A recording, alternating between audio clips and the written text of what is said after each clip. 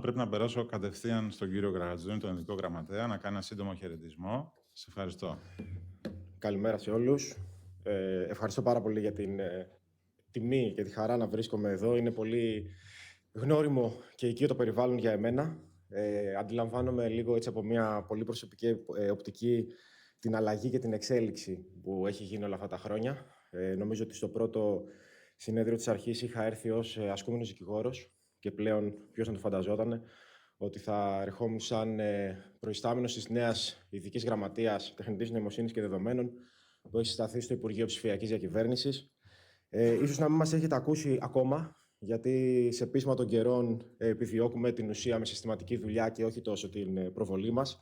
Όπως λέμε και εσωτερικά στη γραμματεία, δίνουμε έμφαση στις υποδομές και όχι στις υποσχέσεις.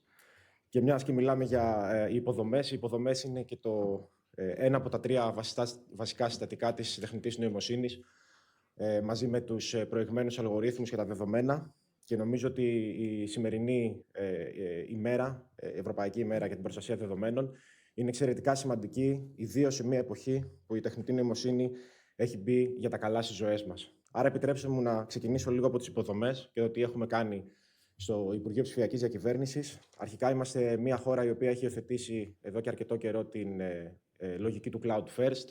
Οι υποδομές φιλοξενούνται σε υπολογιστικά νέφη. Έχουμε εκτεταμένες συνεργασίες με πολύ μεγάλες εταιρείες, οι οποίες διασφαλίζουν ταυτόχρονα την ασφάλεια των δεδομένων, αλλά και τη διαρκή δυνατότητα να έχουμε πρόσβαση σε αυτά. Πέρα όμως από τις υποδομές αυτές, τα τελευταία χρόνια έχουμε ξεκινήσει ένα εγχείρημα ιδιαίτερα σύνθετο και απαιτητικό, που λέγεται Δέδαλος, και είναι ο πρώτος αυτού του βεληνικούς υπερυπολογιστής στην Ελλάδα. Μιλάμε για ένα μηχάνημα πάρα πολύ υψηλής υπολογιστικής ισχύως. Είναι ένα εγχείρημα διόλου εύκολο. Πολύ συχνά τα συζητάμε στο δημόσιο λόγο και το παρουσιάζουμε σαν κάτι πάρα πολύ απλό. Δεν είναι ένας δρόμος, δεν είναι κάτι το οποίο έχουμε ξαναδημιουργήσει στην Ελλάδα. Είναι ένα μοναδικό εγχείρημα και είναι ιδιαίτερα ενθαρρυντικό το ότι την δημιουργία του την έχει αναλάβει ιδιαίτερα εξειδικευμένος κόσμος, γιατί και προσωπικά και στο Υπουργείο αντιλαμβανόμαστε και τους ανθρώπους που δουλεύουν μαζί μας ως υποδομή.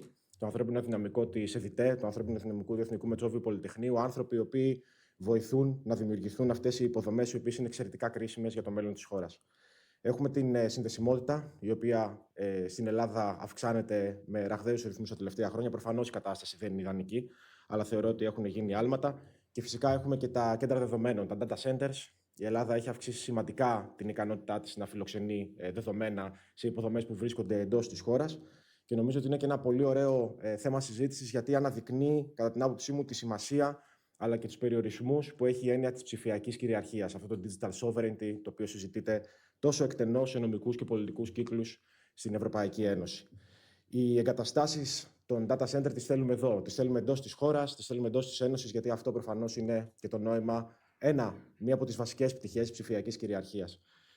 Την ίδια στιγμή όμως πρέπει να δούμε ότι η ύπαρξη τέτοιων υποδομών εντός της Ελλάδας, εντός της Ευρωπαϊκής Ένωσης, σημαίνει trade-offs. Σημαίνει ότι θα πρέπει να έχουμε το πλαίσιο από πλευράς προστασίας περιβάλλοντος, να έχουμε στη διάθεσή μας εργαλεία για τη διαχείριση της ενέργειας. Είναι σύνθετα και δύσκολα εγχειρήματα, οπότε νομίζω ότι μας κατευθύνουν στην συζήτηση η οποία πρέπει να γίνει και δεν είναι άλλη από το πώς μπορούμε παράλληλα να διασφαλίσουμε τα θεμελιώδη δικαιώματα, αλλά να έχουμε και την απαιτούμενη τεχνολογική ανάπτυξη.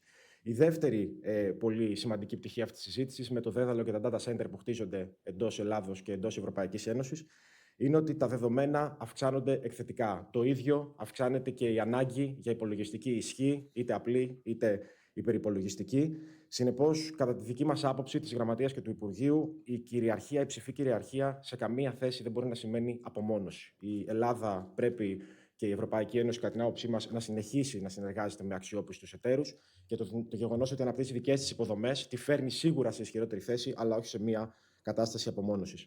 Στο ίδιο μήκος κύματος κινούμαστε και στο δεύτερο συστατικό της τεχνητής νοημοσύνης που αφορά τους αλγορίθμους.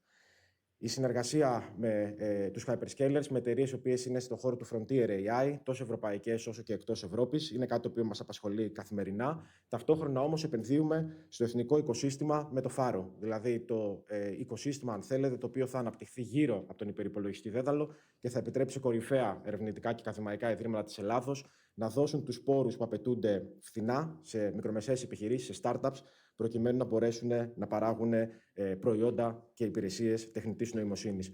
Τι κοινή συνισταμένη έχουν όλοι αυτοί, οι SMEs, οι startups, οι υπηρεσίες, οι δημόσιες, τα ερευνητικά ιδρύματα, ότι χρειάζονται δεδομένα. Και νομίζω ότι αυτό είναι και το κυριότερο θέμα που θα πρέπει να συζητήσουμε σήμερα και είμαι βέβαιος ότι οι παρουσιάσεις θα είναι πολύ ενδιαφέρουσες και οι συζητήσεις. Νομίζουμε ότι τα δεδομένα συνδέονται με δύο βασικές παραμέτρους. Συνδέονται με τη ρύθμιση και συνδέονται με την κουλτούρα. Από πλευράς ρύθμισης, φαντάζομαι ότι οι περισσότεροι εξ ημών είμαστε και κοντά στον χώρο της νομικής.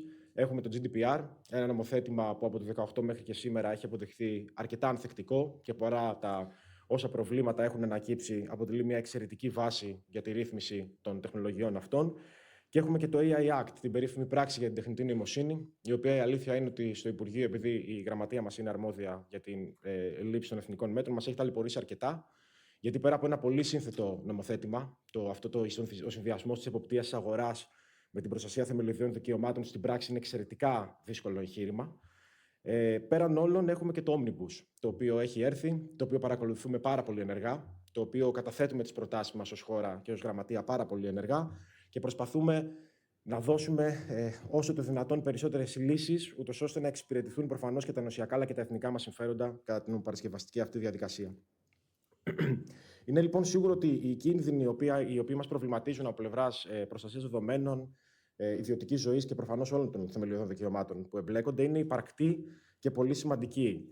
Η διαφάνεια και η εξηγησιμότητα αυτών των συστημάτων, η αυτονομία και η δυνατότητα του ανθρώπου να έχει την πληροφοριακή αυτοδιάθεση μέσα σε ένα καθεστώς που κατακλείζεται από συστήματα τεχνητής νοημοσύνης, οι προκαταλήψεις, τα deepfakes, ένα ζήτημα που ακόμα μας προβληματίζει πολύ, οι κίνδυνοι που ελοχεύουν για την ίδια τη δημοκρατία, είναι πράγματα που είναι πολύ σημαντικά και για τα οποία χρειάζεται ενημέρωση, χρειάζεται ενίσχυση και αναπροσαρμογή, αν θέλετε, των αρχών στις απαιτήσεις της εποχής.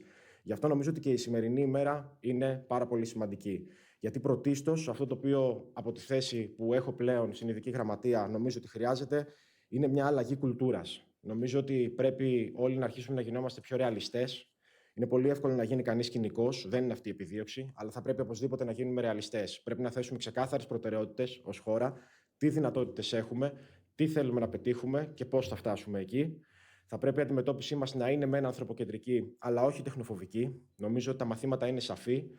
Όποιος δεν αλλάζει και δεν τολμάει είναι καταδικασμένος να ακολουθεί τις εξελίξεις και είναι καταδικασμένος εν τέλει να αντιμετωπίζει πράγματα τα οποία εξ αρχής δεν ήθελε να αντιμετωπίσει.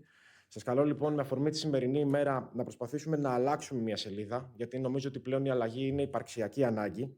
Θα πρέπει να αλλάξουμε το αφήγημα και να βλέπουμε πλέον την προστασία δεδομένων ως μια αναγκαία και ουσιαστική συνθήκη για την αξιοποίηση των δεδομένων, πρωτίστως του δημοσίου τομέα, που μας απασχολεί στη Γραμματεία, αλλά και του ιδιωτικού.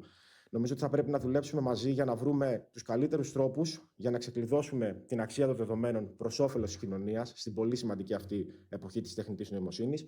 Και προσωπικά, έχοντας πάρα πολλές πρόσφατες εμπειρίες από τη συνεργασία του Υπουργείου με την Αρχή Προστασίας Δεδομένων Προσωπικού Χαρακτήρα, είμαι πάρα πολύ αισιόδοξος σε αυτό και πάλι σε πείσμα των καιρών. Καλή επιτυχία λοιπόν στις σημερινές εργασίες και σας ευχαριστώ πάρα πολύ για την προσοχή σας.